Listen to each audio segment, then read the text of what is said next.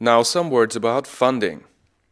The financing module can be activated up here in the project settings by selecting Financing.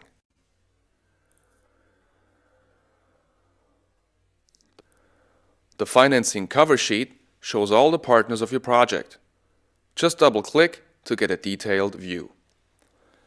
In order to add another partner, I click on the plus icon. Depending on the template, you have all the possible components listed here. You can always add new ones, delete, or rename them.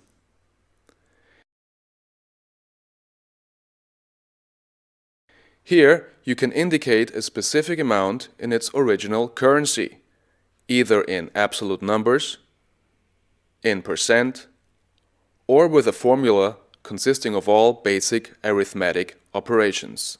Instead of a numeric value, I can also enter a variable. These variables have to be defined beforehand in the toolbar. Further to the right, you find two more columns. The first one indicates the ratio between a specific entry and the total funding.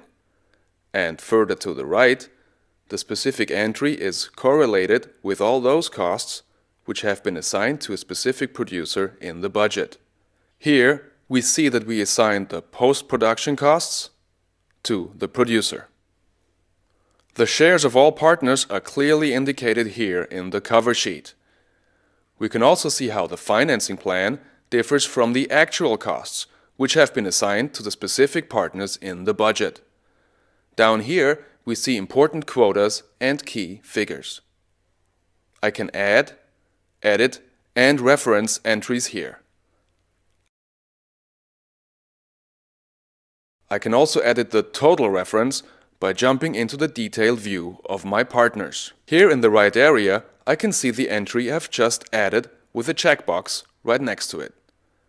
I can now connect this entry with the specific components.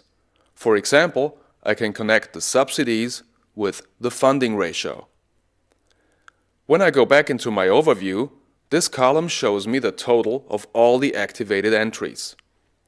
This total is now put into a relationship with my total reference. In our specific case, I correlate all the subsidies to the total funding and get the funding ratio all the way to the right.